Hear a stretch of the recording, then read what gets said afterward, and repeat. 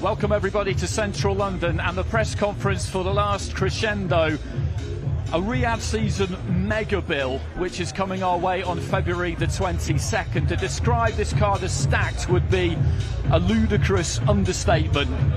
It's got 4 world title fights on it, 3 interim world title fights on it. The co-main events sees a rematch between Artur Beterbiev and Dmitry Bivol for Undisputed Light-Heavyweight after their fantastic fight back in mid-October. That's a pretty quick turnaround. And Daniel Dubois defends his IBF World Heavyweight title. He won in amazing, chaotic fashion at Wembley back in September. He's up against Joseph Parker. There is a lot more on the card apart from that. Fighters from all over the world across lots of different weight divisions. We'll hear from almost all of them when the press conference gets underway. Joining me, Johnny Nelson and Matt Macklin.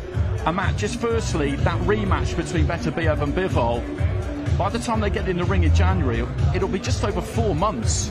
We wanted to see the rematch as soon as the final bell went, and we got our wish. I mean, it was painfully close, wasn't it? It was almost impossible to split them. I had it a draw on my card. I could see it either way. There was a few swing rounds, let's say, really close. Could have gone either way. I think around me, more people felt Bivol nicked it, but online, I think a lot of people had Beterbiev. We were there ringside. It was really close.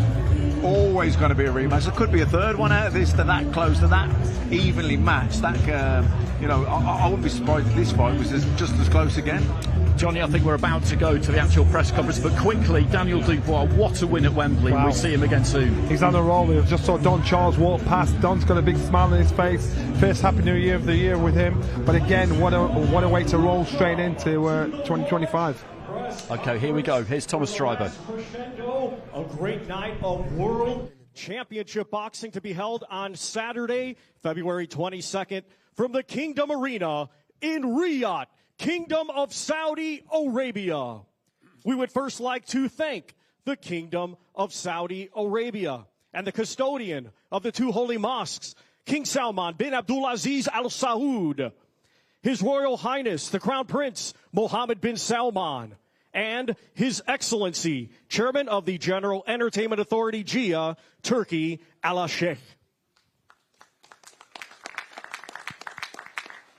This great event is being brought to you by Riyadh Season and the General Entertainment Authority, GIA, with Frank Warren for Queensberry Promotions, Eddie Hearn for Matchroom Boxing, Bob Arum for Top Rank Incorporated, Gold Star Promotions, Oscar De La Hoya's Golden Boy Promotions, Warriors Boxing, Boxer, and Sella.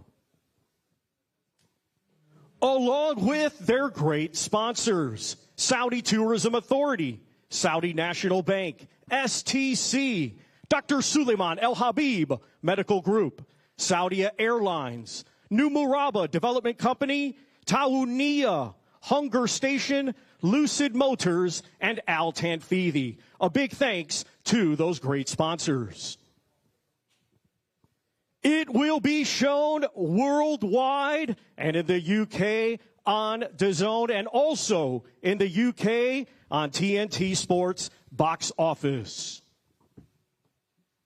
And now, boxing fans, let's welcome our press conference participants. Already seated, Frank Warren, Eddie Hearn, Vadim Kornilov, Brad Jacobs, Spencer Brown, the Golden Boy, Oscar De La Hoya, Ben Shalom, Lennox Lewis, Mohammed Alakel, Ziad Zizo Al-Mayyouf, Brad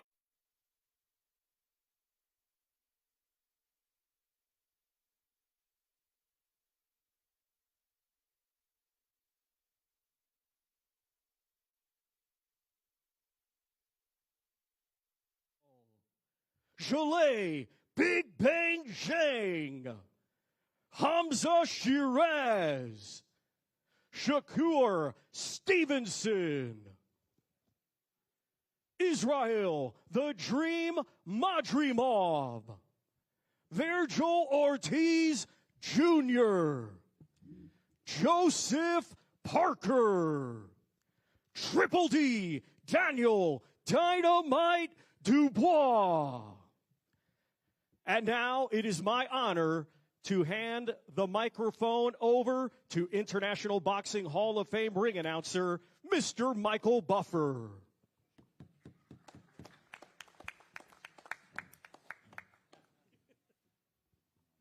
Thank you, Thomas. Well, ladies and gentlemen, Riyadh season has definitely outdone itself by putting together one of the greatest cards in boxing history in recent memory, perhaps the best ever. It's the type of evening on February 22nd that boxing fans and broadcasters, pundits, promoters, and fighters dream about. A great evening of boxing. And the cherry on top will be the final contest, the main event, the rematch. Will it be revenge? Will it be validation? It's 12 rounds of boxing for the universally recognized, undisputed light-heavyweight championship of the world. Let's bring the challenger and champion to the stage and to their seat. Introducing first, the challenger, an outstanding record, 24 fights, 23 victories, 12 wins by knockout, and that one defeat, and he's seeking revenge.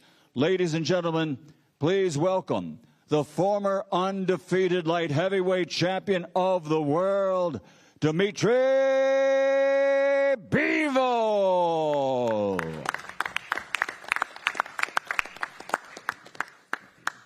And his opponent, February 22nd, for this undisputed title.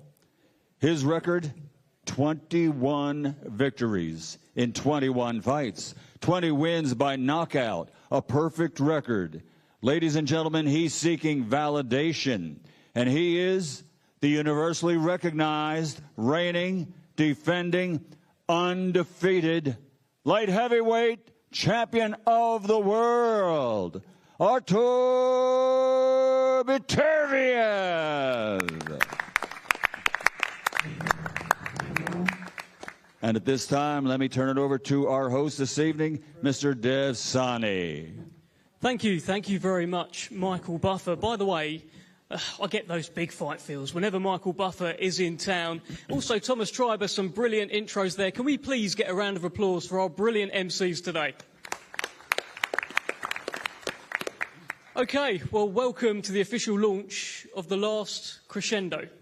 Once again, Riyadh plays host to a myriad of mega fights. Once again, there are legacy-defining moments across multiple world title fights. Once again, boxing fans are trawling through the history books, wondering, could this be the best one yet? One thing's for sure, once again, Riyadh season delivers. On February 22nd, we proudly bring you what could be top to bottom, the finest fight card put together in history. We bring you the last crescendo. I want to start by one of the men making it all happen, one of the promoters involved, Hall of Fame boxing promoter, Frank Warren. And Frank, every time a Riyadh season show is announced, everyone's like, wow, best one yet. I want to get your thoughts and also get your thoughts on some of the Queensberry fighters involved. So many important fights there. Daniel Dubois, Joe Parker, Hamza Shiraz and Gilles Big Bang Zhang. Give us your thoughts, please, Frank. Well, it is a great pleasure to be here again at the press conference announcing these. We thank everybody that's involved in making this happen. King Salman bin Abdulaziz, Crown Prince Mohammed bin Salman, His Excellency Turki Al-Sheikh, Chairman of the GA, and Seller, who we work with. We're starting 2025 with a huge fight, as you just said, card, as you just said, is probably the biggest one, certainly I can think of in many, many, many, many years, if indeed not the biggest one at all, on February the 22nd. I mean, every fight on this card is just an amazing fight. They're well matched. They're 50-50 fights. The main event, it was a brilliant fight last time. Connoisseurs of boxing will love it. We're back here again to see that fight again. Made very quickly, I may say as well. So it's going to be a A fantastic fight, no doubt about that. Great, 4 belts on the line. Doesn't get any better than that. And the rest of the fights on the card are just brilliant. And the British contingent is, for me, really a pleasure to be involved with. I mean, these fighters are all, again, involved in 50 fights. Tough fights, great fights. And I think we're going to get something extra special this time round. This is going to be something we're going to save. All you boxing fans out there, whether you're dedicated fans or casual fans, you tune in because you are going to see something exceptional on the 22nd of February. And in terms of the Queensberry fighters involved there, just want to get your thoughts on Daniel Dubois. That's quite a statement of a voluntary defence against Joe Parker. Tell us a little bit about that fight. Then, of course, Hamza Shiraz finally challenging for a world title, and Gilles Big Bang Zhang against Ajit Kabayel. But, you know, Ring Magazine's Knockout Artist of the Year. That's what he was. His last 3 fights have been amazing. He's gone in as an underdog in each of those fights and stops everybody and done it in style, and, you know, undefeated fighters and former world champions. He's done it unbelievably well. And as you quite rightly say, you know, Joe Parker, he's also on the Queensberry roster. He's on a roll himself, a former world champion. And for me, you know, Daniel couldn't have picked a tougher fight. He couldn't have picked a tougher fight. And that's what this is about, this Riyadh season, the Riyadh card, is making these quality matches. And Daniel's going to have his hands full, but he believes in himself. I believe in him. Joe believes in himself. He's done it. He's on a, as I said, he's on a roll. And we're game. We're going to see a cracking fight. It's going to be a classic heavyweight fight. The division is so sexy at the moment. So many good things happening in that division. And Daniel, especially with Tyson today, you know, coming to the end of his career, announcing his retirement, you know, he's the next Brit on the block coming through. He's the guy. So he's got to keep the old British tradition going and win the fight. Great stuff, Frank. I'll come back to you when we speak to Hamza and Ajit Kabayel and Big Bang Zhang. Let me bring in Spencer Brown. Spencer, I think you answered that knock on the door all those months ago. What a story Riyadh season has been, and this last crescendo card, hey, it might be the best one ever. It's definitely the best card I've ever seen, and I've watched many cards and many fights and many shows, and this for me is just quality right the way through. This is all down to Turki Al-Sheikh, who puts the cards together with all the promoters. And, you know, we've got Lennox Lewis on the table now with a fighter. So you haven't just got great fighters, great promoters, you've got legends now. You know, he's bringing new stuff to the sport every time. And this card's incredible. I'm lucky I've got involved with 3 or 4 fighters on the card. I fancy all of them. I think Joe Parker will come out victorious. I really like Daniel Dubois. He's a lovely fella, great fighter. But, you know, they've got Joe down as an underdog. But, you know, you've got to remember who he's fought, who he's been in with, the experience he's got. You know, and Joe's a very clever, strong fighter with a great chin. So let's see what Joe does. We've got Ajit Kabayel, who I think will be, you know, future of the heavyweight division. He'll be in line for a WBC title. And I'll tell you what else I like as well. Hamza Shiraz never, for 1 minute, not even a blink. He took the fight straight away.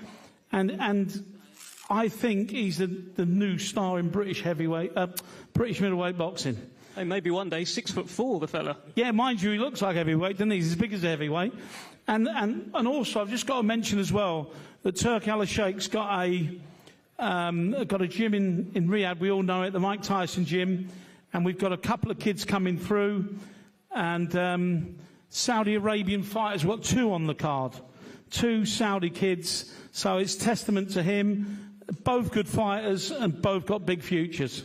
Brilliant stuff. Thank you, Spencer Brown. Let's bring in Eddie Hearn, another huge show that you're involved in here, Eddie. And notably, I want to get your thoughts on the main event. You're sat next to Dmitry Bivol. You were very vocal after the fight. You believe your man should be sat there as undisputed light heavyweight champion.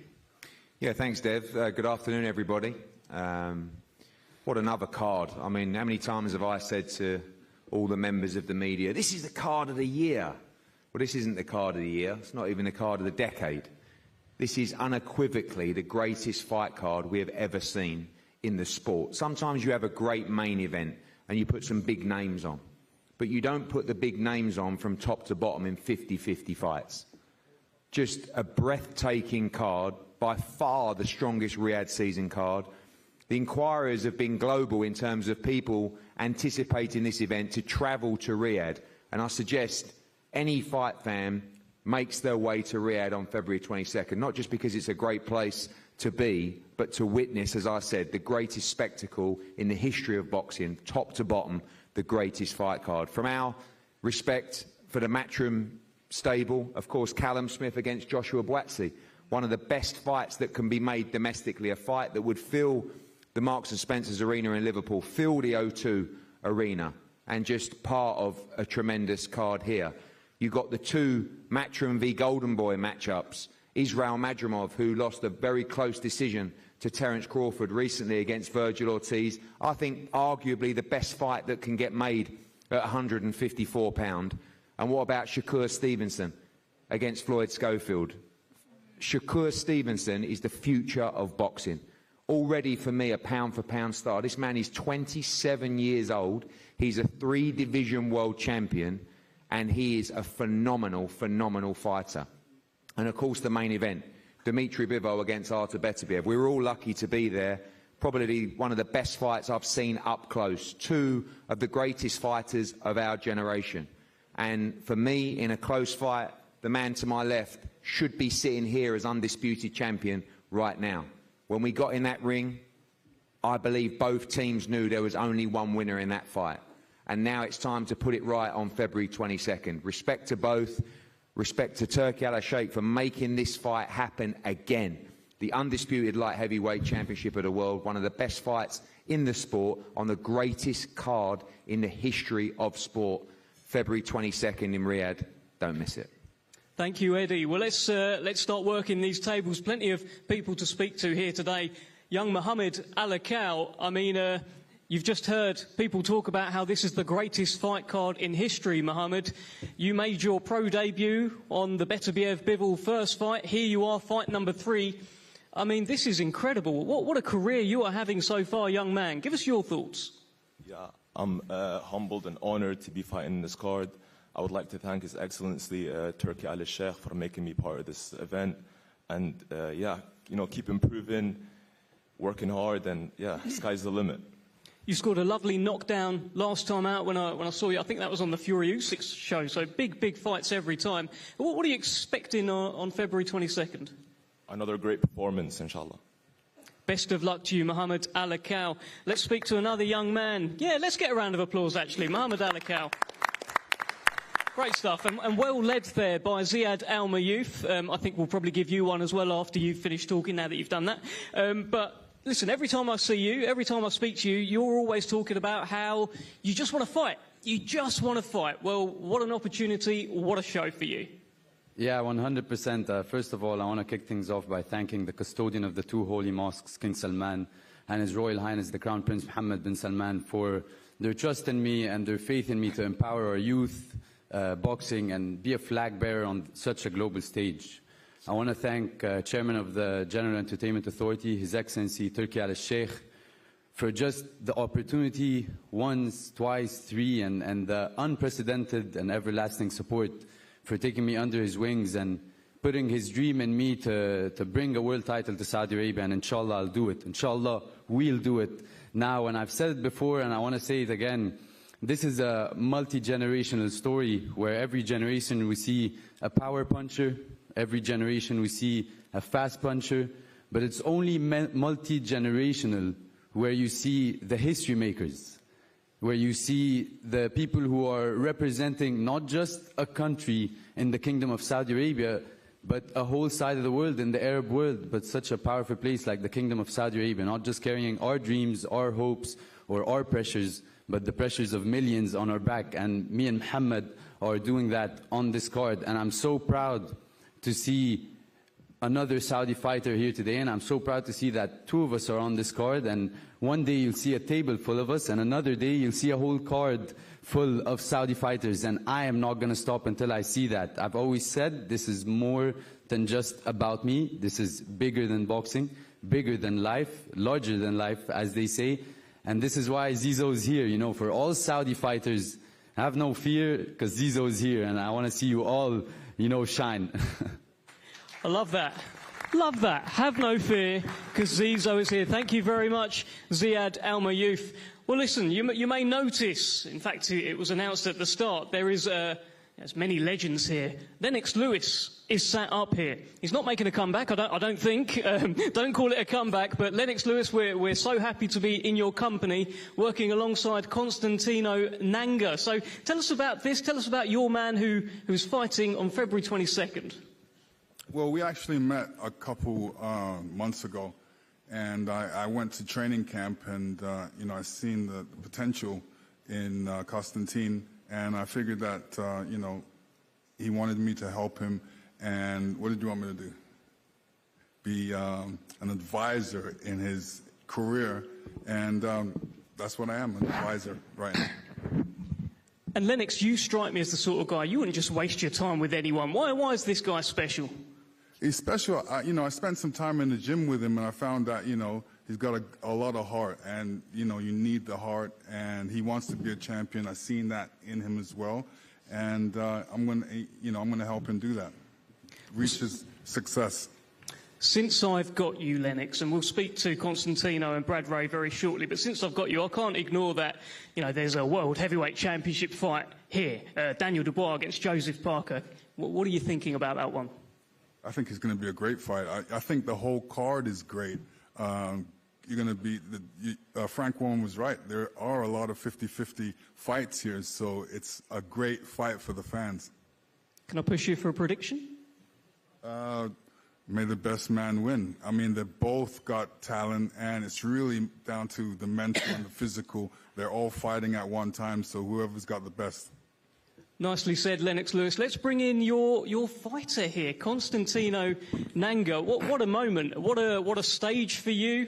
Tell us how you're feeling about this, and a big Riyadh season show for you to showcase your skills on. I mean, I feel great.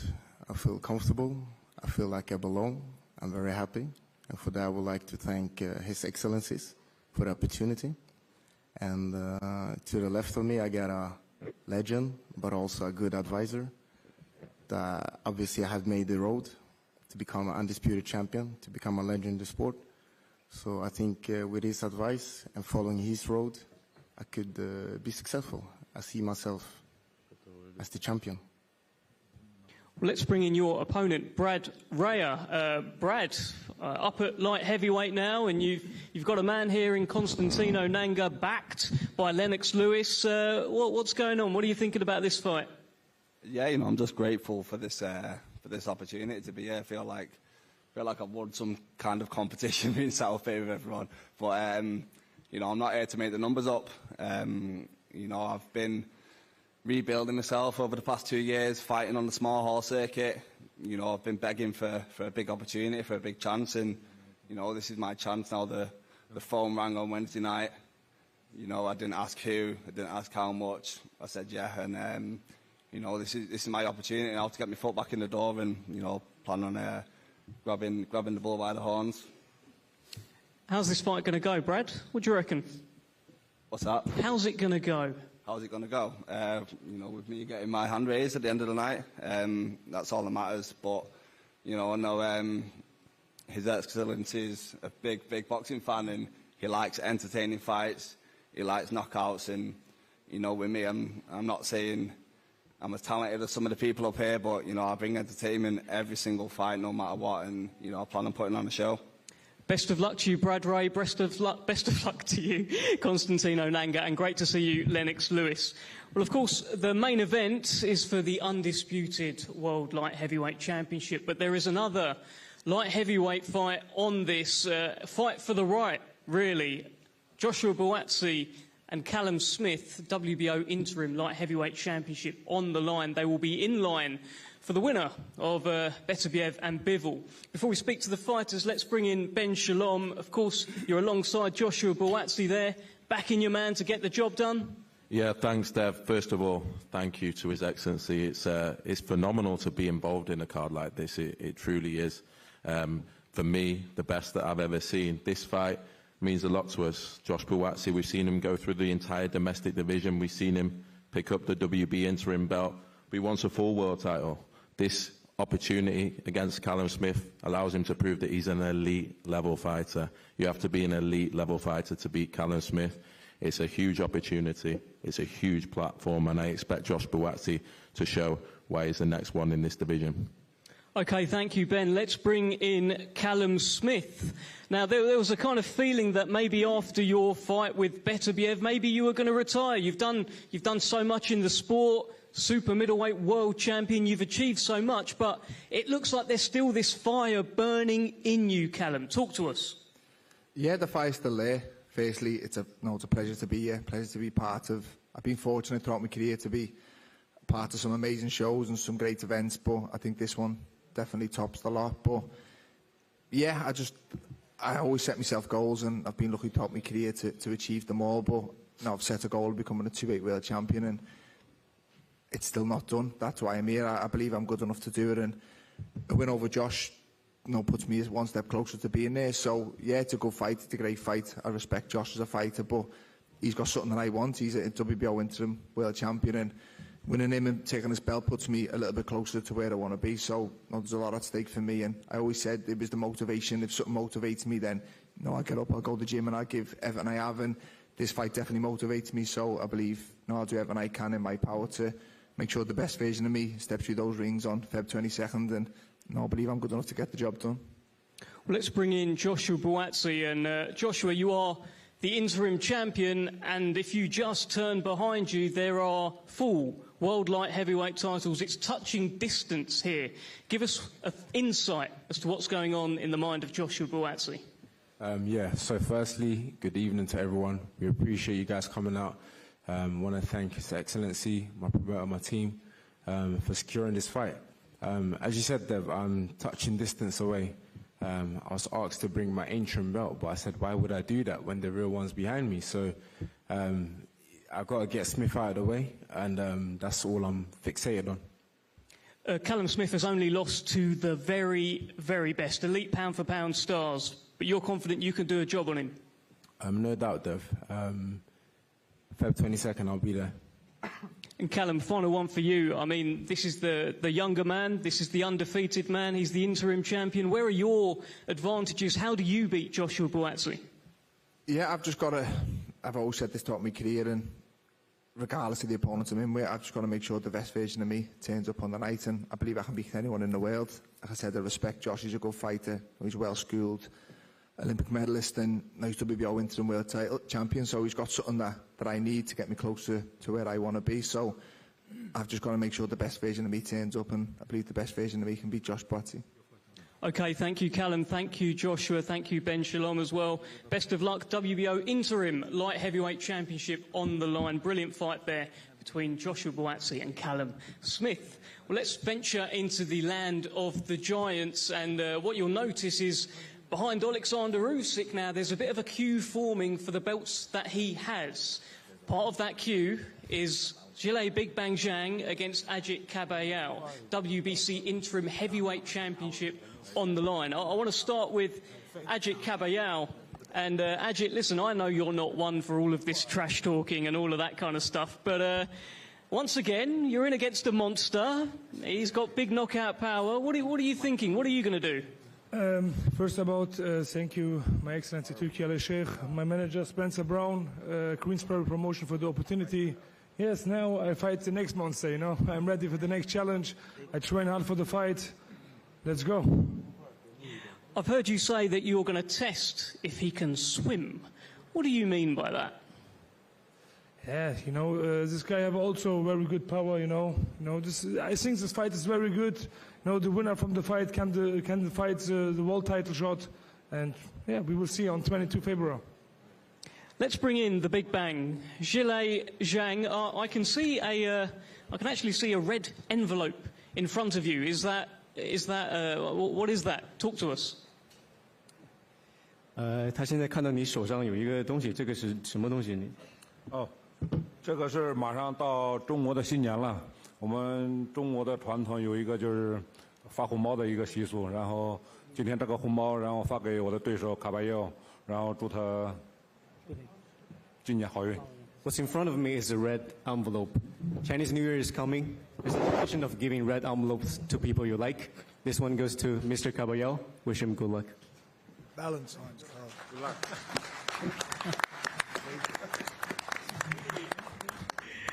I don't know, Ajit, would you like to open it? Frank just said it's a Valentine's card. I don't know. You tell us. Could you open it and show us? Wait, I will make open. Thank you for the nice picture, Zheng. Nice. It's the picture from Zheng. Thank you, brother. A wonderful message, a wonderful gift from Zhilei Zhang. You say you give that to people you like, but on February 22nd, you're not going to like that guy, right? What are you thinking about this fight? 2月22号你就不会再喜欢他了。这场比赛会以什么样的姿态展现在世人面前？2月22号。还有1个月的时间，然后这1个月的时间，我们会各自回到自己的阵营去刻苦的训练，可能说地狱般的训练，然后在2月22日在拳台上一决高下，到时候会让世界再次见证中国力量。After the press conference, we're going to both go back to our camps and we're going to train as hell. 1 month later, we're going to meet in the ring, and the whole world will see what Chinese power is all about. Final thing for you, Zhilei. I believe it's going to be Year of the Snake by the time this fight comes around. Does Zhilei Zhang have the venom to become a world champion this year? 这是2025年是蛇年啊，蛇都会有毒液的。你会不会通过这蛇的这个毒液，让2025年成为你的风生水起的一年？我不是特别喜欢蛇，这个蛇可以送给卡巴耶。我想我是一只。老鹰，因为老鹰喜欢抓到猎物之后，然后飞到高空，然后把它摔下来。I'm not a big fan of being a snake. You know, anyone, Mr. Caballero, wanna take that, be that, welcome. But I want to be an eagle. When the eagle sees a prey, it's gonna grab it in the air and just drop it. Thank you very much, Zhilei Zhang. Ajit, I just wonder if you've got a response. He's going to be an eagle and grab you out of the air. What are your thoughts on that? I say, you will see, inshallah. Everything what you make Allah, you know. You can talk, it's no problem, you know. But monsters not fighting, only the hand fighting. Great stuff. Thank you, Ajit Caballero. Thank you, Zhilei Big Bang Zhang. Thank you, Kurt Lee, as well, for the translations. Brilliant stuff. Well, let's move to the middleweight division, where we've got a fantastic fight. WBC Middleweight Championship on the line. The champion, Carlos Adames, who unfortunately can't be with us today, takes on what could be the star of the division right now, certainly an emerging star in Hamza Shiraz, who's making quite some noise in Riyadh season. And Hamza, this is what you've wanted. This is the world title fight. What are you thinking? Yeah, first and foremost, I'd like to thank the Almighty Allah for allowing us all to be here today. I'd like to thank His Excellency for, you know, continuously giving me the platforms. I'd like to thank Gold Star, Spencer for, you know, all their support. And yeah, Dev, this is the opportunity. I've said it before and I'll say it again. If I'm not ready now, I don't think I'll ever be ready. Ever since 8 years old, being that young kid who always wanted to win that gold and green belt, February 22nd. It's a hard task. I'm under no illusion of what I've got in front of me, but I believe that I'm going to do the business, and come February 22nd, you'll have a new WBC middleweight champion of the world, inshallah. You handed out the award at the Ring Magazine Awards the other night for the knockout of the year. For this year, could it be a Hamza Shiraz winning the award rather than handing it out? Could that be against Carlos Adames? Yeah, hopefully, because I don't want to keep handing them out, do you know what I mean? I'd like to win a few. But yeah, all I've got to do is keep working hard, keep doing my thing. I've always said it. Once I get the opportunities, once I get the platforms, I'll deliver. Final one to you, Hamza. I know Artur Beterbiev is actually someone you look up to. You looked up to Anthony Joshua as well, and you're sharing bills with these guys that you look up to. How does that feel? Yeah, it's like a pinch myself moment. Do you know what I mean? These are fighters growing up. You kind of keep watching, you kind of learn things off, and then the next thing you know, you're sitting on the table with them live in the flesh, and you're getting advice off them as well. So I'll always remain humble, and I'll always remain blessed, to say the least, Dev. Thank you very much, Hamza Shiraz. Best of luck to you February 22nd, challenging for the WBC World Middleweight Championship. Well, let's bring in another promoter who was a Hall of Fame fighter, one of the greatest fighters of all time, in Oscar De La Hoya. And Oscar, very much on promoting duty. You've got two brilliant, unbeaten fighters in action on February 22nd. Floyd Schofield taking on Shakur Stevenson, and Virgil Ortiz against Israel Madrimov. That's throwing these guys right in the deep end, right? Yeah, it is. It is, and I always think like a fighter first. And, you know, obviously to be great, you have to fight great fighters. You have to fight the very best. Given said that, I wanna thank all the fighters here first, and they do deserve a round of applause, because for making these types of fights, putting these fights together. There's one thing about getting promoters in one room. There's one thing about getting promoters to work together, but to get every single fighter here to agree to these types of fights, on paper, these are 50-50 fights. I mean, Shakur Stevenson, he's one of the best fighters on the planet, facing one of the top fighters coming up on the planet. So that shows you greatness. He wants to be great. He wants to be the very best. Virgil Ortiz, once again, is proving that he is the very best. Fighting Madrimov after fighting Boacek, I mean, who does that? So every single fighter here, congratulations for having the courage and for having the cojones to take these types of fights.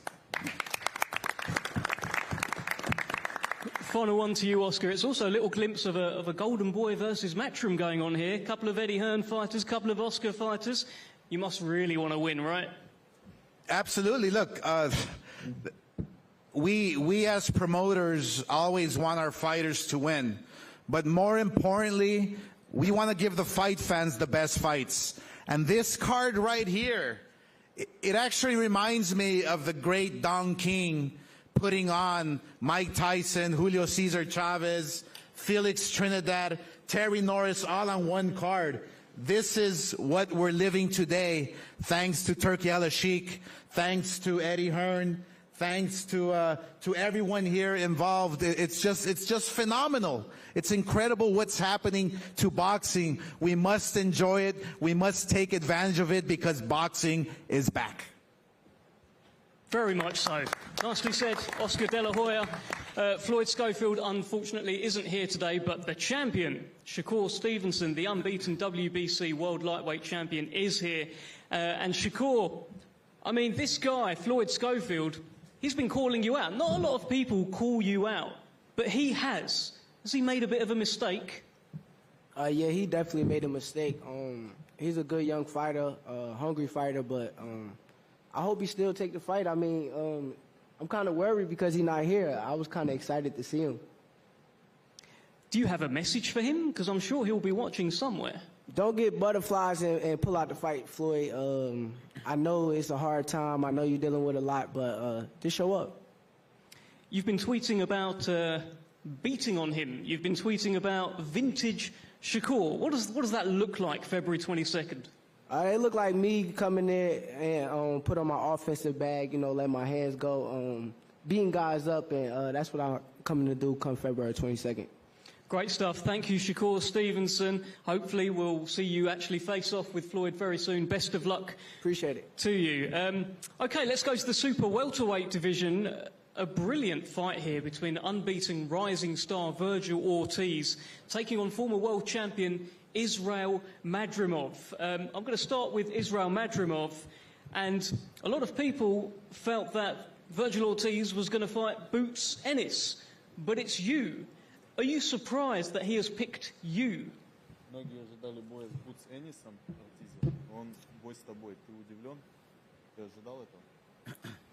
Assalamu alaikum. Hello everyone.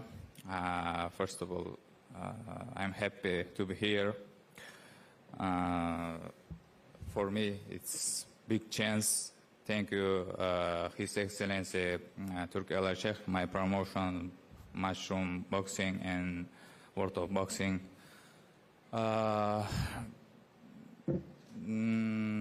Я рад просто, что я здесь и буду участвовать на таком ивенте, карте, и буду показать хороший бой, иншаллах. I'm just happy to be here, and it's a huge event, huge card, and I'm looking forward to it. Will try to do my best in this fight. It's one of the most important fights in my life. And finally, he is a young, hungry fighter. How do you plan on dealing with him on February 22nd?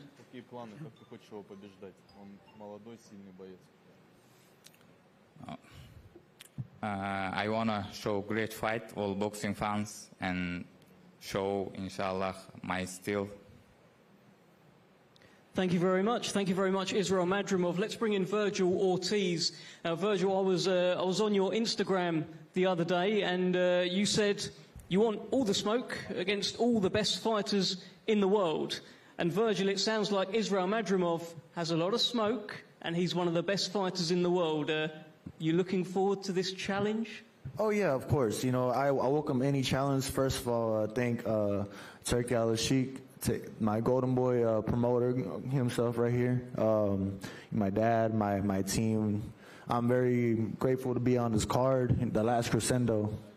I don't even know what that means. I'm gonna have to Google that after this, but yeah, I'm very honored to be on here, and we want to fight the best. I don't care who it is. You know, we went from Bohachuk, we were gonna fight Boots, that fell through. Now we're fighting Madrimov. I think I just want to be a throwback fighter. You know, like those fighters that we used to watch on HBO boxing. Those are the times right there. You know, I want to be those HBO classic fights. That's the goal. Well, you were in a classic fight last time out. It was a Ring Magazine Fight of the Year nominee against Sergey Bohachuk. Do you think this is another classic fight, or can you actually just get him out of there pretty quick? What do you think? No, this is going to be a classic fight for sure. You know, I feel like this fight has the potential to steal the night, and I'm very excited for it. I'm very motivated. You know, Madrimov is an elite fighter, and I'm excited to share the ring with him. You've sparred before as well, right? What can you tell me about that? Did you learn much? Yeah, I learned a lot. I'm sure he did too. And that's from what I'm saying is I know it's going to be a really fan-friendly fight. Do you have a message for Israel Madrimov? No. Okay, and I would imagine Israel Madrimov probably doesn't have one for you, but a brilliant fight coming up in the super welterweight division. We look forward to that. Let's head to a brilliant, incredible World Heavyweight Championship contest. Daniel Dubois defending his IBF belt against Joseph Parker, two momentum heavyweights, two in-form heavyweights. And Joseph Parker, I'll start with you because this is the opportunity for you to become a two-time World Heavyweight Champion. What are you thinking? Just want to say first, it's incredible to be involved in such a great card and a great event.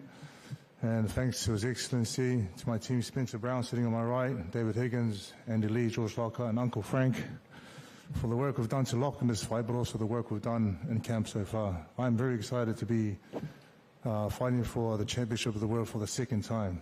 Two-time world champion sounds beautiful. After the Fury-Usyk fight, Daniel Dubois caused a bit of a stir. He got in the ring and he challenged Alexander Usyk whilst having a fight scheduled with Joseph Parker. What was going through your head as that happened? Ask him what was going through his head when he was doing that. Daniel, what was going through your head when you challenged Usyk, considering you had a fight with Joe Parker? Joe wants to know. It's all about making noise. This is show business, so that's who I want next.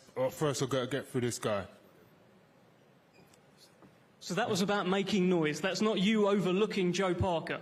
No way. I'm going to do a demolition job on him first, and then I want Usyk next. I'm ready for it, and I'm on a roll, so, you know, bring him on. He might be looking too far ahead, planning big fights, other big fights, but you got to fight right in front of you right now. No, ask him. I got my mind firmly set on you. They You're better the be. next man. Hey? They better be. Yeah.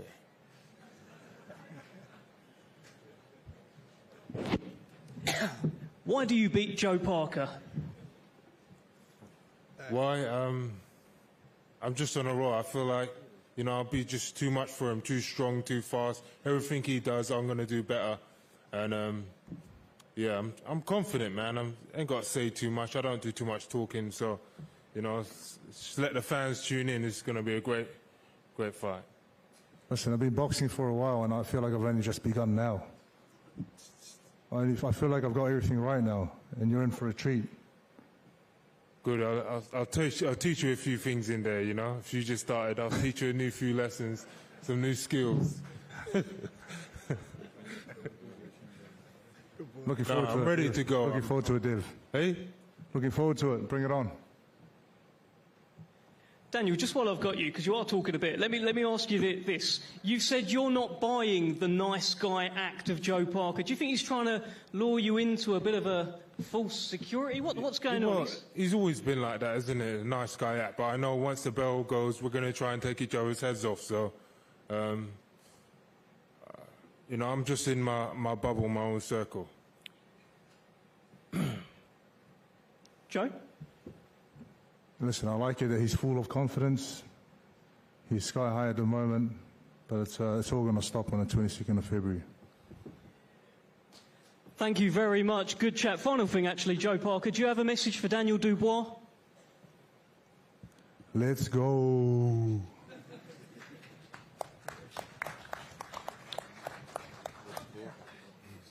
Any message back, Daniel? No. Yeah.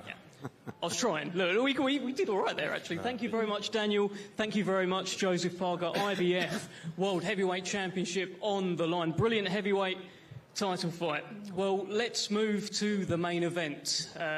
Listen, history was made back in October. Artur Beterbiev and Dmitry Bivol, the undisputed World Light Heavyweight Championship. It was a brilliant fight. It was a close fight.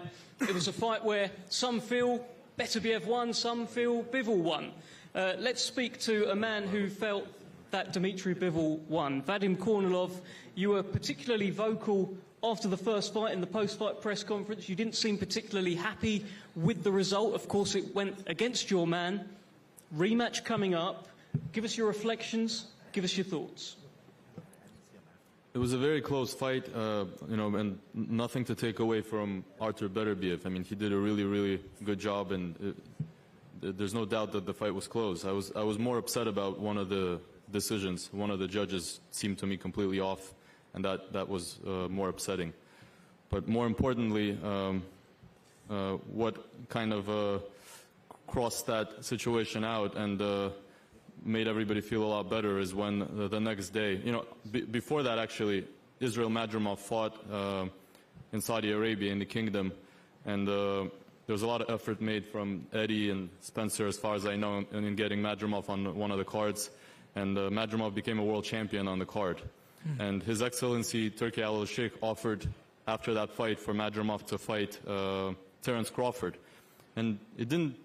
At that time, it didn't seem like the right move because the kid just became a champion. It was the dream of his life. He just earned what he dreamt of, and obviously fighting the best in the world, somebody that he looked up to, was probably a little bit too early at that time. But when he came out of the fight, and it was also a very close fight, His Excellency and his team said that, you know, it was a close fight. You might have won the fight, but don't worry, you'll be back.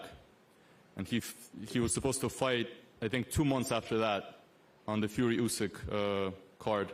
You know, that didn't occur. Now he's fighting in a much bigger fight than that. Same with Dmitry. You know, after this fight, the next day, His Excellency said that he wanted a rematch. And after the first experience, I didn't have any doubts. I knew that once he wants something and he wants justice to be served, he makes it happen. And now we're here. It doesn't matter anymore what happened in that fight on October 12th. It doesn't matter what the judges did, because now is an opportunity for every boxer to make a point and prove that they're the undisputed champion in the light heavyweight division. Thank you very much, Vadim Kornilov. Let's speak to a man who certainly feels that Artur Beterbiev won. From the top-ranked side of things, Brad Jacobs. And I want to get your thoughts also on what Eddie Hearn said a little while ago, probably about 2 hours ago now, what he said at the start about how he felt everyone knew that Bivol won. Give us your thoughts, please, Brad. Well, I think he said everyone thinks they knew who won, and it was Beterbiev, not Bivol. But that's beside the point. Well, look, we're thrilled to be here, thrilled to be a part of another Riyadh season event, all thanks to His Excellency Turki Al-Sheikh. Artur Beterbiev, undisputed champion. He deserves it. He'll be undisputed champion again by knockout or by decision. We're just thrilled to be a part of it. And once again, Artur Beterbiev, undisputed, undefeated, and that will remain that way. Thank you, Brad. Let's bring in the challenger. And that's what you are now, Dmitry Bivol. Listen, when you look across the table and you see all of those belts there, every belt in the light heavyweight division, tell us what's going through your head.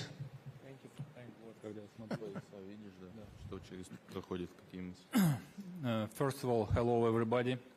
And I want to say thank you to Turki Al-Sheikh for making this fight happen again. And this is good chance for me. And I know people like first fight and they want to see second fight, and also I want to make second fight and I want to be winner of this fight. What about belts now, which I could see? Before I was so wanted to have these belts and nothing else. But today I want not only just belts. I wanna revenge. I wanna fix what I did before. I wanna win, not just belts. It's not only about belts now. How much do you need to change from the first fight? Do you need to change a little bit? Nothing? A lot? What do you think? I need to change enough to prove that I'm better, and I need to add more actions. And we already changed a little bit with our training camp. We add some coach in our training camp, and now I'm working on myself. Of course, I want to be better. I want to be perfect, and I'm trying to be. Well, let's bring in the defending champion, the undisputed light heavyweight champion, Artur Beterbiev, with belts everywhere. Firstly, Artur, what does it feel like to be the champion? Can you repeat it? Didn't. Yeah. It's good feeling. Hello, everyone. I want to thank you for His Excellency, for my top rank, for everyone here. My goal is now to keep my belts, and I will do my best to do that. Dmitry Bivol says that he wants revenge. What do you think when you hear that? we have revenge. If you want revenge, no problem. What? How different do you need to be on February 22nd? Do you need to be much better, a little better, or the same? What do you think? For enough better to win.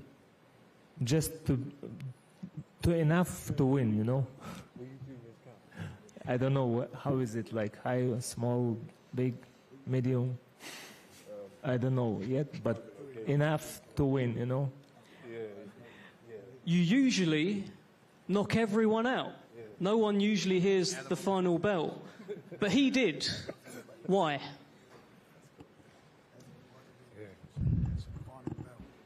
I don't know, because maybe he is luck that night. Because he is luck maybe that night. Dmitry, let me bring you in here. Did you get lucky to not get knocked out against Artur Beterbiev? You know, I don't believe too much in lucky. I think luck will come to people who work a lot. And I work on it, and I become lucky. Like, the luck will not come without work.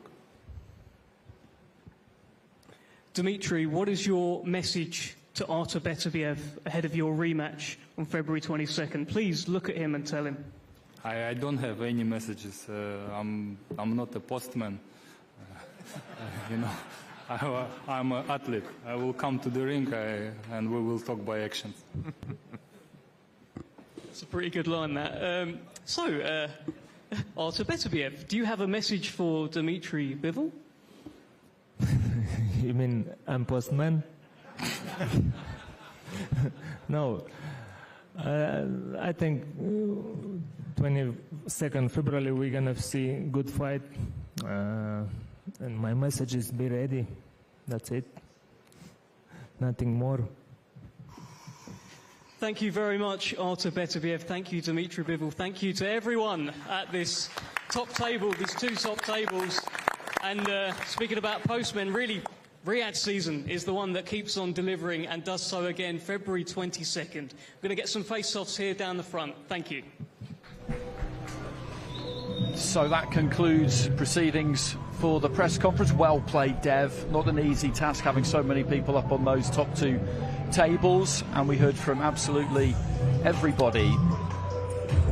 They're men of relatively few words, Beterbiev and Bivol, so not surprising that we didn't manage to extract too much from them. Dubois and Parker threatened to spark at times, and he raised it there, Devon. He's right too, Matt. The fact that Daniel Dubois stormed the ring after Usyk beat Fury and looked to try and make that fight the rematch after the first one they had in Poland, and he did that even though he's got a fight scheduled against Joseph Parker. And if you're Parker, that's going to wind you up, isn't it? I think definitely. Without any shadow of a doubt, Parker would have thought you're on about a fight with Usyk, and you're going to get. So you're assuming you're just going to walk through me and beat me, and you're not giving me the respect I deserve. I mean, how else can you take it? No, absolutely, Johnny. We were talking about Dubois briefly before we went to the press conference there, and we've seen him kind of flourish over the course of Riyadh season, haven't we? Because he got that win against Jarrell Miller, then a massive win against Hrgovic, and then he beat Anthony Joshua. But it's not just inside the ring, outside of the ring, he seems relaxed. He's a bit goofy at times. Sometimes he doesn't really look like he's paying attention, but the confidence is there now off the back of those wins. Yeah, without a doubt. It's very unassuming, his confidence as well, because he's always spoke like this, but we've just not believed him. Now he's getting results. Now we're believing in that confidence. Is it confidence or is it naivety? We don't know, but whatever it is, it's working for him, and it slits. The puzzles fit the puzzle, and he's getting the job done. So now going in and believing in himself even more makes him an even more dangerous fighter, because he's very, in the nicest possible way, very simple in regards to how he looks at things, very black and white. So that is the right attitude to have in going in against someone like Joseph Parker that knows almost every trick in the book. He can survive, he can box, he's been in with champions, he can punch, and he can try and hustle his way around the ring. So I think there's probably a lot more armory to what he has than what Daniel has in comparison. So the fighters just lining up on either side of the stage. They'll be called to the middle before too long. I thought for a second there we might get one, a face-off, a head-to-head there between Frank Warren and Eddie Hearn there. They're absolutely in position for it, aren't they, when you look up at the stage? And I'd be keen on that. We might have a kind of Usyk Fury rerun of that 11 minute 13 seconds stare down that we saw. That's another matchup they've overcooked. They've marinated too long. They're friends now. We needed this a few years back when there was plenty of spice and needle in there. Oh, it's still there. It's still there. Trust me, it's still there. They can pull those masks off. Just needs a flip of a coin, and it's still there.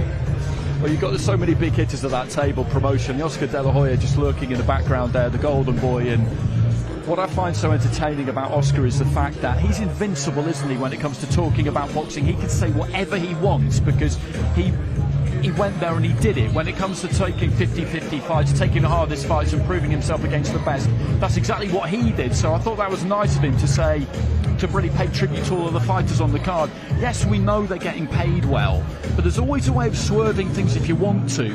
The 50-50 fights is what the sport has always needed, and that's what this card is. Oscar De La Hoya, he vocalised it really well, and this is what our sport has always needed. And if you wanna build where they're 50-50 fights, you don't know if the red corner's going to win, and you don't know if the blue corner's going to win. That creates debate. That creates great shows. And again, looking at this, I'm an ex-fighter.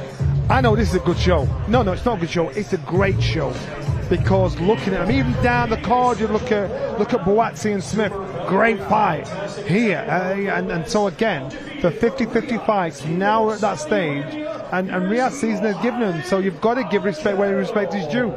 So this is Muhammad Alakal. We've seen him a couple of times. He's trained by Joe Gallagher, a Saudi fighter. His opponent isn't here, so just posing for a few photos quickly himself. Same story for Ziad Al-Mayouf, who's striding up now. His opponent isn't here either. We've seen Zizou since what feels like way back now, to be honest, since the start of this whole adventure, trained by Buddy McGirt. He's a very, very entertaining fighter. Does tend to get drawn into the kind of contest that maybe Buddy wouldn't really want him to, and what you certainly cannot question is his minerals. It'll just be interesting to see if he can just improve that skill set, just work on that composure maybe a little bit under fire, to not allow himself to get pulled into the kind of contest where it's great for us to watch, but it's maybe not the best thing for him. Hamza Shiraz's opponent, Carlos Adames, hasn't made the trip over either, and we've seen Shiraz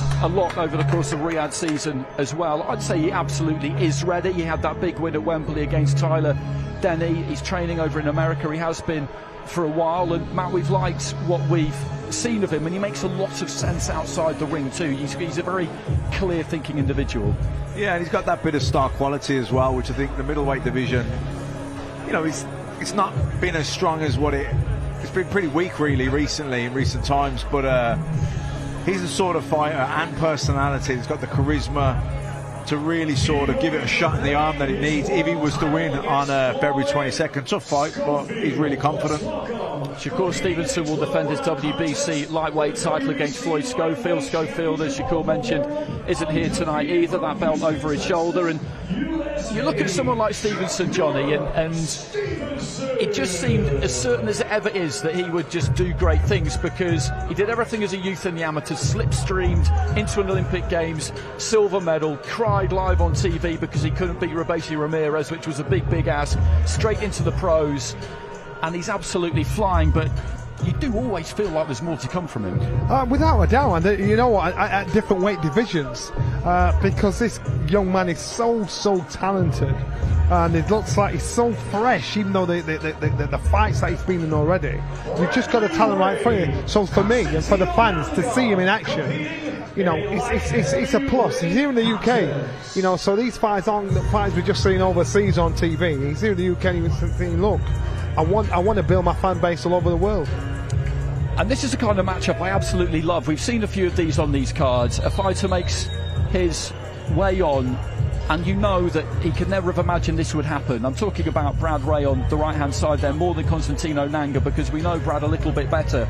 A week ago, he wouldn't have thought he'd be standing here with Lennox Lewis standing to his right-hand side. It really is the stuff that dreams are made of. He's been in a rebuild since a defeat to Tyler Denny. He's moved up from middleweight all the way to light heavy. Constantino Nanga is undefeated at 12-0, and things have happened very quickly for him too. And as we know, Matt, it generally tends to be winner stays on. If you put in a good performance here, then you just never know what can happen. No, exactly, and he said up there, I might not be the best fighter in the world, but every time I fight, I bring excitement, I bring knockouts, and he does. And this is a fantastic fight. It really is. Joshua Buatsi against Callum Smith. Joshua Buatsi turned over with a lot of expectation after Rio. You could say maybe, Johnny, that Buatsi's career has been a slightly slow burn. The fact that he hasn't managed to get a world title fight is largely due to the two people top of the bill here in Beterbiev and Bivol. Callum Smith did a lot as a super middleweight, and then we saw him against Beterbiev, and it was a torrid night. And what you wonder with Callum is what's left after an evening like that. So for Buatsi, we say his career's had a slow burn. We seem to be left frustrated because you know, or you think there's talent there. We've just not seen him perform and think, wow, you know, on a higher scale level. You look at Smith, we know what he's about. And I tell you one thing, in this fight here with these two here, they both got to bring their A game. Now, Callum Smith might not be the fighter he was, but the fighter he is will bring the best out of Joshua Buatsi, because if Joshua Buatsi has a lackadaisical performance, he's going to get turned over. So to me, I think it's a good fight. As is this heavyweight contest for an interim world title. Zhilei Zhang on the left there, Agit Kabayel on the right, Kabayel, again, who has turned his career around, really. He was in the doldrums a bit through no fault of his own, and then Saudi Arabia came calling. He got a big win against Arsenal Makhmudov. He was written off that night, and then he followed it up with a win against Frank Sanchez. Zhilei Zhang, 2 massive wins against Joe Joyce over here, got him the opportunity against Joseph Parker. He lost that night, but he went straight back in with Deontay Wilder and won by knockout. And there's a lot to like about that fight at heavyweight, as there is this one at super welter. Virgil Ortiz and Israel Madrimov. Ortiz was in that tremendous fight against Sergey Bohachuk that we saw on our last card. Madrimov with the win against Kurbanov, and then got in there with Terence Crawford that gave him a very, very hard fight. This just looks like a really good fight, Matt, whichever way you look at it. Yeah, you look at the card, this is one of the ones I'm most excited about. Madrimov's so strong, such a physical specimen, and of course Ortiz, you know, one time was the biggest prospect in world boxing. He's not a prospect anymore. This is a proper fight. He's had problems with weight, Ortiz, with maintaining his health basically whilst making weight, hence he had to move up from welterweight to super welterweight. Madrimov has always been a super welterweight. I remember seeing him in the amateurs for Uzbekistan at 75 kilos. Maybe that could be a difference between the two. Physically, Madrimov is just a rock solid 11-stone fighter. Yeah, and if Ortiz is struggling in any way, shape or form, or he's cut corners in there against a solid Madrimov will chop him down, absolutely chop him down, and it's another good 50-50 fight. As is this. Both of these two have been on a Riyadh season roll. Dubois had plenty of questions to answer when he took on Jarrell Miller. He got the win, then he beat Filip Hrgovic, and then that night at Wembley in September was utterly sensational. One knockout of the year at the Ring Magazine Awards on Saturday. Parker, we saw clean out Simon Keane, then get in with Deontay Wilder. Everybody wrote him off, boxed superbly to get the win. Then he was in with Zhilei Zhang. Same thing, people thought the power of the big Chinese fighter would be too much for him, and he proved otherwise. Hearing him talk in recent times, he seems to have concentrated quite a lot on increasing his own physicality, his own punching power. It's something he's been stressing, which I find that quite interesting. Yeah, I think he's in his peak right now, really coming into his prime. Joseph Parker, he's had that loss early doors with Anthony Joshua, but I think he's a much better fighter now, the version of himself that fought AJ, and of course Daniel Dubois. You know, he's bouncing in off the best performance of his career. The two of them are really on a roll in terms of momentum coming into this fight. Absolutely. It's so well matched, that fight in particular. I'll just give over to Michael Buffer for a second. Future Hall of Fame promoters, future Hall of Fame players, it's a great night of boxing. And when you just look at those names up there and you think about all these fights that are going to happen in one night, when you hear it, that it's just, you think it's perhaps just PR and publicity, the greatest card ever, it possibly really is the best top to bottom card a fight fan, a promoter, a pundit could ever dream of. So let's go to our face-off for the main event, ladies and gentlemen. On the line, all the belts, including the prestigious Ring Magazine title belt and special recognition with the Undisputed Light-Heavyweight World Championship belt, which will be displayed and presented here this evening by the CEO of the General Entertainment Authority, Faisal Bafarat. So let's bring the fighters to the center, and our photograph will be for the face-off. First of all, ladies and gentlemen, looking for revenge, the former champion, only one loss on his outstanding record. He's seeking revenge, no doubt about it. Please welcome Dmitry Bivol. And his opponent, seeking validation to show that he is truly the reigning and defending light heavyweight world champion. Ladies and gentlemen, universally recognized as the undisputed champion, Artur Beterbiev.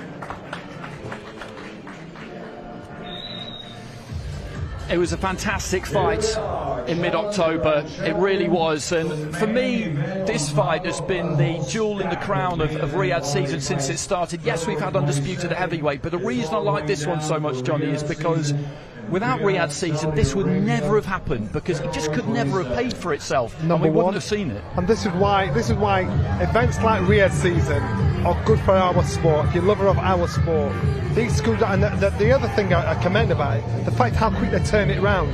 Sometimes a fighter will lose to fighter A or lose to fighter B, and it'll be another year before the rematch is taking place. This fight has been turned around, so the fans have still got the fans' memory, attention, interest, intrigue. It's not like one fight has gone all overnight. So timing perfect, opportunity perfect, fight perfect. You've got two hitmen looking at each other there, and it's not like one shot. I think the result will change. I think it'll be the other way around, it'll be 1-1. But I'm telling you now, this is such a top tier fight. Well, 1-1 would set up a trilogy, which I think everybody would want to see. And you're right, there's no malice in either of these two, man, but there's no mercy either. They are ice cold. It's not personal, but they're in each other's way, and that's all there is to it. Listen, going into the last fight, I picked Beterbiev. I had it a draw. I think Bivol will win this one. It's intense between these two. They've got full respect for each other. And when we spoke to them in Fight Week last time, neither would make towering predictions. They both just said, listen, at this level of the sport, when you're in against somebody that good, you prepare as best you can, the bell goes, and whatever happens is whatever happens. This has just gone on a bit too long now for either one of them to pull out. We saw this in Riyadh between Usyk and Fury. Once you get past about 30, 40 seconds, certainly once you get past a minute, then you've got a bit of a problem because, well, they step apart. But I wondered there whether that might go on for quite some time because, as I say, you get past a certain reading on the clock whereby it's deep then and nobody wants to look away first, but thankfully we don't have a repeat of that on our hands. It's always like, this doesn't mean anything, but now it does. Yeah, exactly, yeah. It's not important until it is. Okay, I just turned around a second ago and found myself looking at Gilles Big Bang Zhang, a very amiable gentleman. Gilles, great to see you. Thanks for coming and joining us. We noticed there that you gave a New Year's greetings card to Agit Kabayel, and one thing we've noticed about you is that you like to keep things quite light and humorous in the build-up to fights. 你给了他一个红包作为新年的礼物，是不是？大家觉得你一直特别的友好，是不是这样的？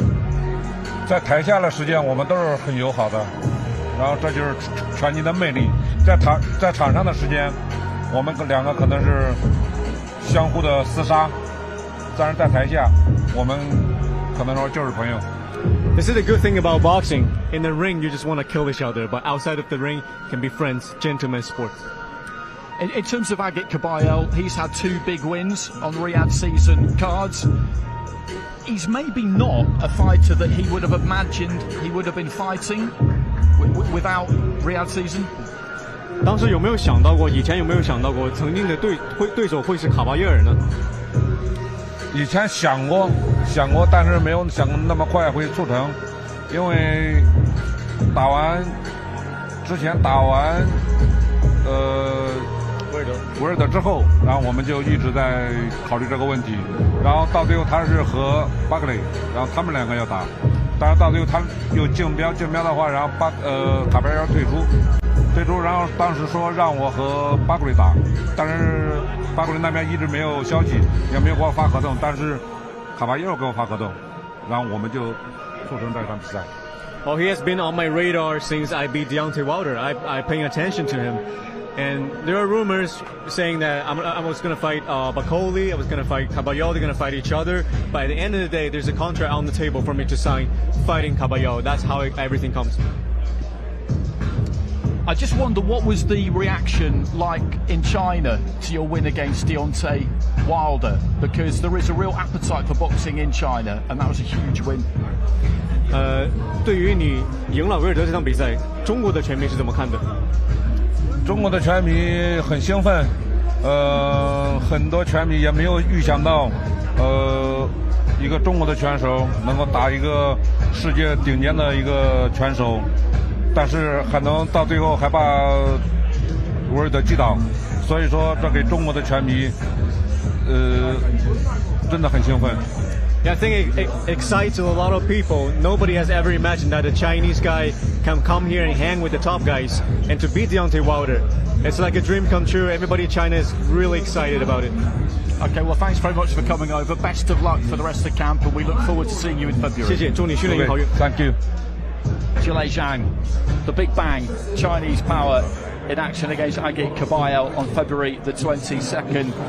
The second heavyweight fight on the card, and it's a mouth-watering prospect. And as he said there, it's a gentleman's sport, boxing. There's no need to fall out in the build-up, and then you just try and take each other's heads off when the bell goes. And that's exactly what Dubois said about his fight with Joseph Parker. It's something that those of us who haven't done it, don't do it, never will do it, can sometimes find it a bit difficult to understand, but it really isn't, except in some occasions. It really isn't a personal thing. Yeah, exactly. It's, look, you know, look, when the needle is legit, we all love it, don't we? But at the same time, I like to see the two of them go in there, show massive respect. Because a lot of the time, the ones where they're most respectful, they actually knock lumps out of each other even more when it gets in there. And sometimes ones that give it loads beforehand, it's like empty cans making noise, isn't it? And actually, the fight comes about, we feel disappointed, let down, because it didn't live up to expectations. Where guys are respectful and gentlemanly about it, like Zhang and Parker and these guys. But when they get in there, they're warriors and they exceed expectations. And someone like Zhang, Johnny, he's a good example of what can happen if you're not afraid of defeat, essentially, because he took that fight against Filip Hrgovic, which a lot of people thought he certainly did enough where he could have got the decision. He didn't get it. Joe Joyce gave him a fight. He knocked Joe Joyce out twice. At that point, Joyce was seen as this kind of immovable object. Then he took the fight against Parker, got beaten, was absolutely fuming, went straight back in against Wilder and got the win. So in his last 5 fights, he's won 3, lost 2. But look where he is, because he's willing to take chances. The example is if you lived a life.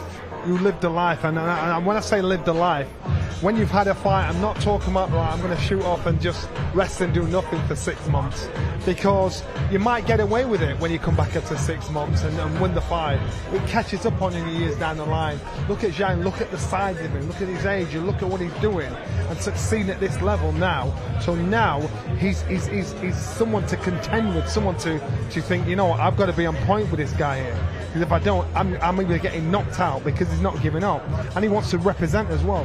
So it's the attitude that's playing right for him. No, also the loss to Parker was a close fight. I mean, I didn't think Parker won it, but it was close. Do you know what I mean?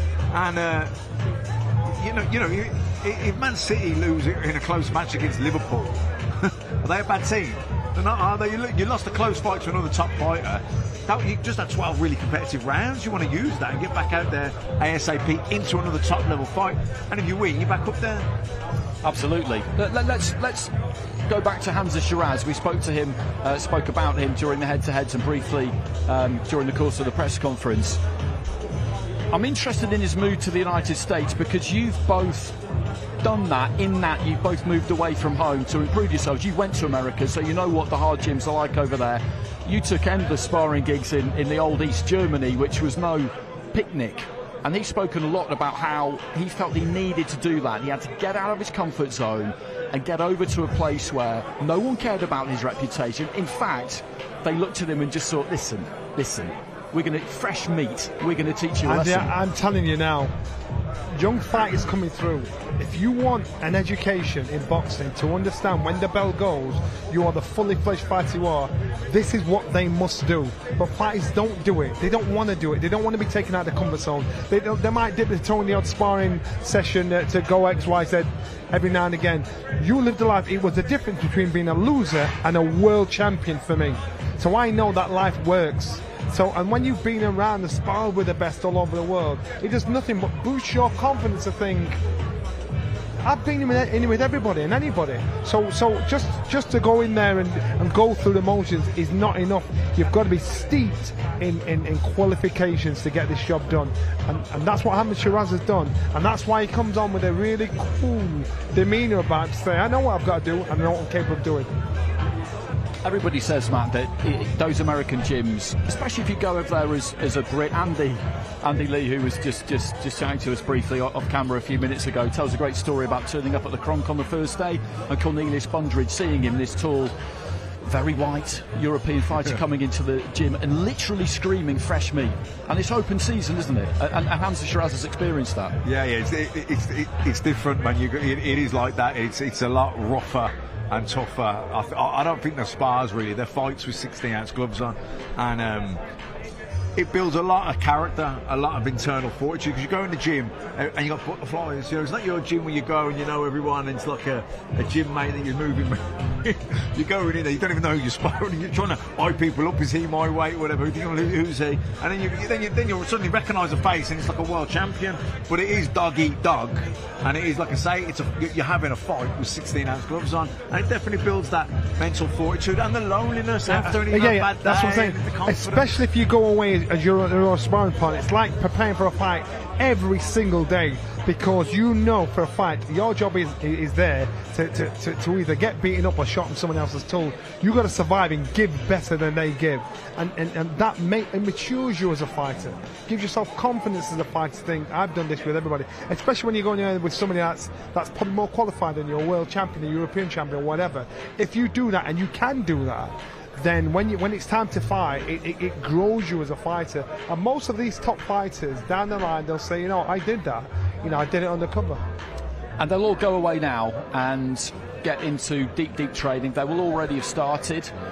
It'd be interesting to know exactly where Beterbiev and Bivol are in that regard, because they're the kinds of fighters who stay ready, stay fit. Beterbiev, I've never seen him look anything other than how he looks every time you see him during fight week, so they might have needed a good rest, and they might not have done too much up until this point, but anyway, that's by the by. Everybody will get into training, and between now and then, it's about putting that preparation in. And people always talk about having a good camp and how important it is to have a good camp. Physically, you have to do all the work, but it's just as big a part of it the fact that if you feel like it's gone well and you've done everything that you should have done, that mentally you can keep those doubts that you're always going to have under control. Every fighter on that stage there did not want to be here today, because their fight is in less than 5-6 weeks down the line. The last thing they want to do is fly to England and interrupt their training session, but they've had to do it. So everybody's on an even keel, and so now they understand this is such a big show, a big 50-50 55. Everybody will go back and they'll be bang straight on it again. This will motivate them to say, right, I've had a couple of days off, I had to do the Ring magazine dinner on the weekend, I've come here, I want to get home, I want to get down to business. With regard to Beterbiev and Bivol, Matt, it's 4 months, so let's say I don't know how many weeks it'll be exactly, but let's say it's 17, it'll be something like that.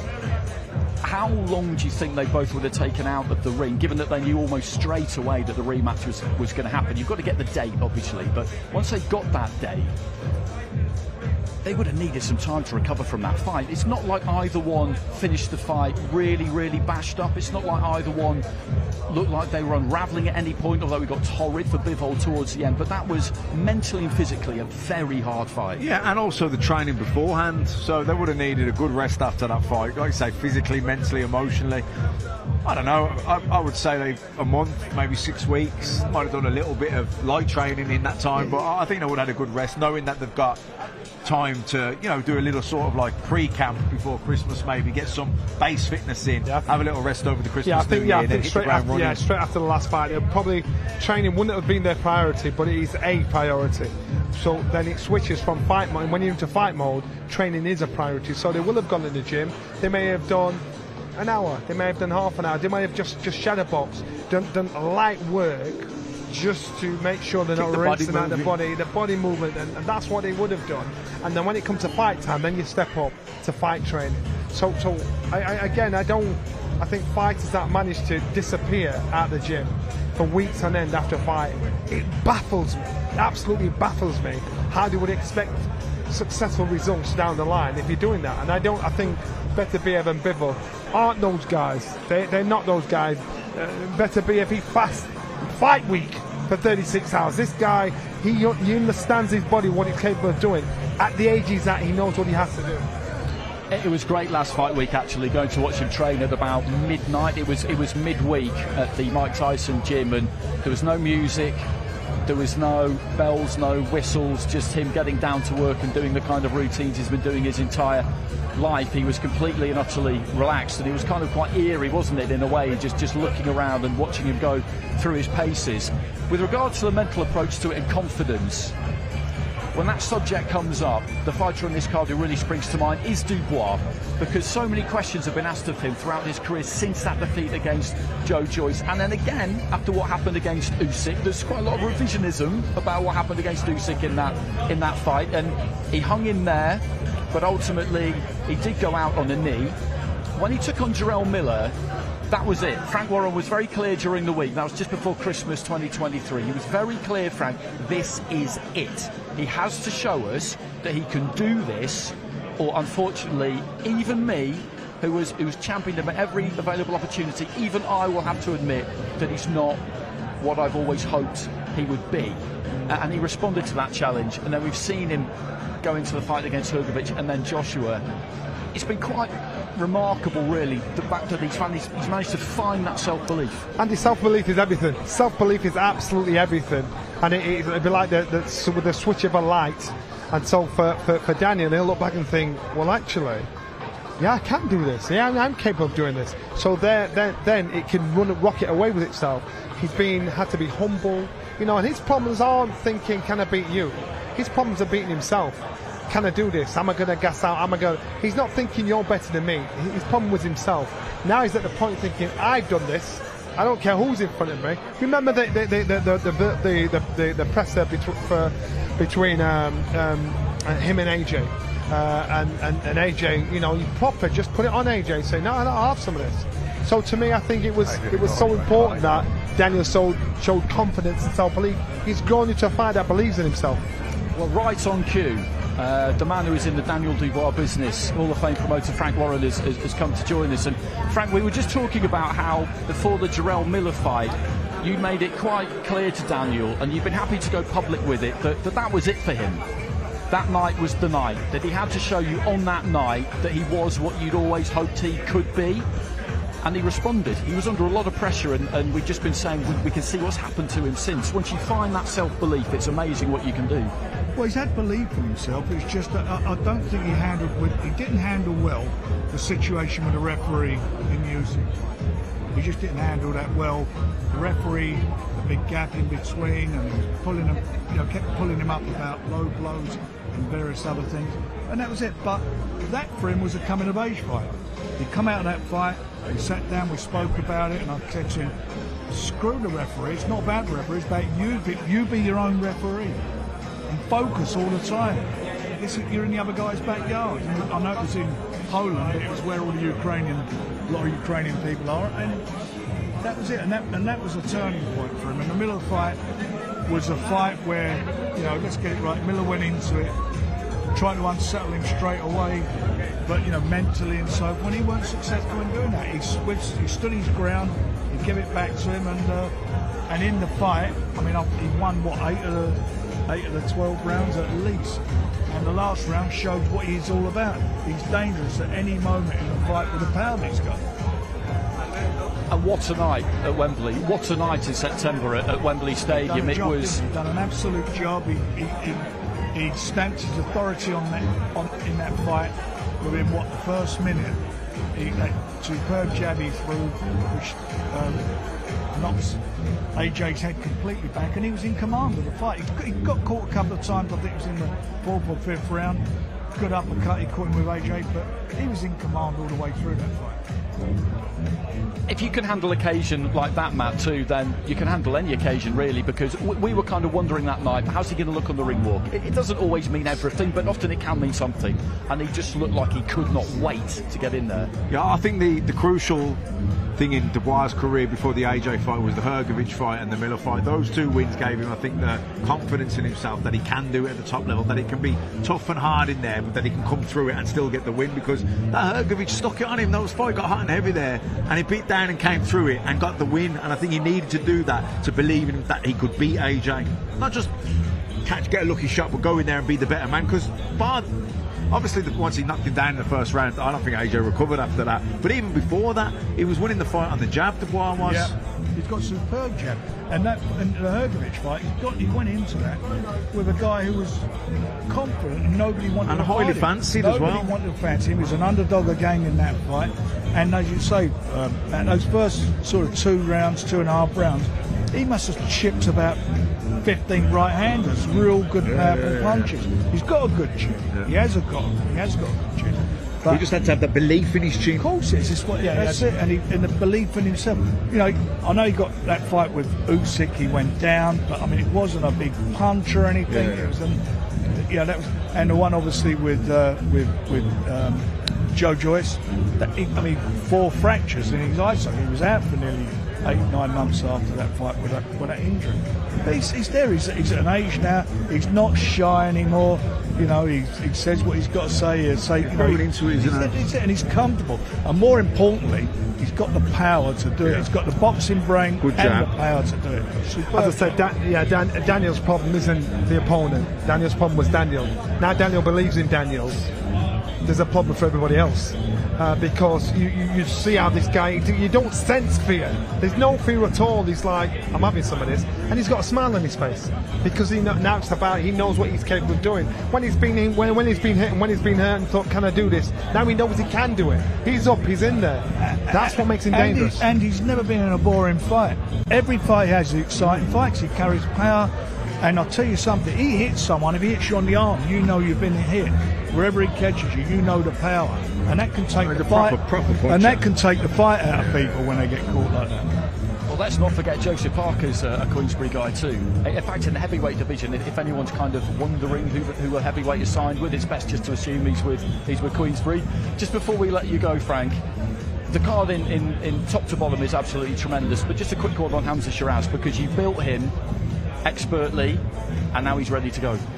I hope he is. I believe he is. He's in with a good fighter. It's not a gimme, this fight. You know, the other guy, Ademis, is a very, very good fighter. We believe that's the direction for him. That's why we made the fight. It's a tough fight, but I believe it's a fight that he can win. He has the tools to do it. He's got a very good boxing brain. He's got a superb jab again, as we talk about jabs. I mean, it's a big thing for me, but he's got a superb jab. He's got a lot of power. He's a very hurtful puncher. He's got a good boxing brain, and for a big, tall guy that he is for his weight, he can fight on the inside. Is he a left-handed orthodox fighter? Normally you get big, tall, rangy guys. They stay on the outside, work behind. He gets inside and he throws really good body shots. He does remind me, in some ways, of a Tommy Hearn. Yeah. He's a cracking fighter. Yeah.